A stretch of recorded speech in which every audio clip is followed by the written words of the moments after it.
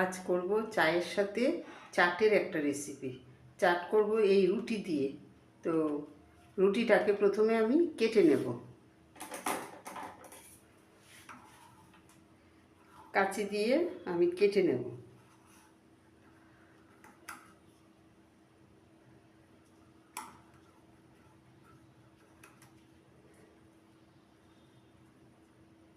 এইরকম সাইজ করে একটু কেটে নেব, আমি এরকম সাইজ করে কেটে নেব।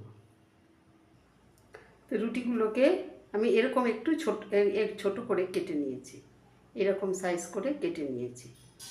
এখন আমি রুটিগুলোকে ছাঁকা তেলে ভেজে নেব। রুটির টুকরোগুলোকে আমি যে টুকরো করেছি সেই টুকরোগুলোকে আমি একটু ছাঁকা তেলে মুচমুচে করে ভেজে তুলে নেব। তো রুটির টুকরোগুলোকে এরকম ভেজে তুলে নিয়েছি, কিছুটা ভাজা হয়ে গেছে, আরও কিছুটা ভেজে আমি এরকম মুচমুচে করে ভেজে তুলে নেব। তো রুটির টুকরোগুলোকে একদম মুচমুচে করে ভেজে তুলে নিয়েছি। আওয়াজ শুনেই বোঝা যাচ্ছে এটা কতটা মুচমুচে হয়েছে, একদম কুড়মুড়ে। এখন আমি কিছুটা বাদাম নিয়েছি, বাদামটাকেও ভেজে নেব। তো বাদামটাকেও ভেজে নিলাম, সব ভেজে নিয়েছি। এখন দিলাম খানিকটা গোলমরিচের গুঁড়ো, দিলাম চাট মশলা, দিলাম একটু আমচুর পাউডার।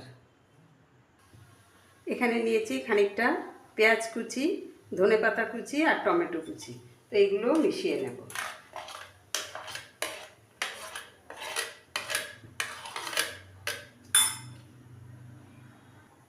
দিলাম একটু নুন, খুব সামান্য করে দিলাম বিট নুন।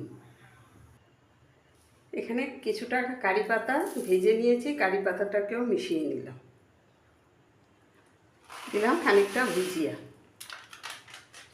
এখন আমি সবগুলো উপকরণ একসাথে মিশিয়ে নেব।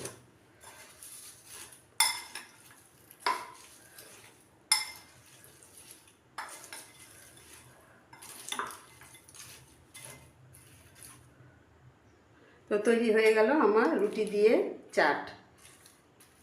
তো একটু অন্য রকমভাবে করার চেষ্টা করলাম, বিকেলে চায়ের সাথে একটু অন্য ধরনের চাটের রেসিপি। তো আপনাদের কাছে কেমন লাগলো তো অবশ্যই আমাকে একটু কমেন্ট করে জানাবেন। আর সেই সাথে আপনারা নিজেরা ওইভাবে একটু তৈরি করে খাবেন, ভীষণ ভালো লাগে খেতে, চায়ের সাথে ভীষণ চটপটা হয় খেতে। সেই সাথে আমার চাও রেডি হয়ে গেছে।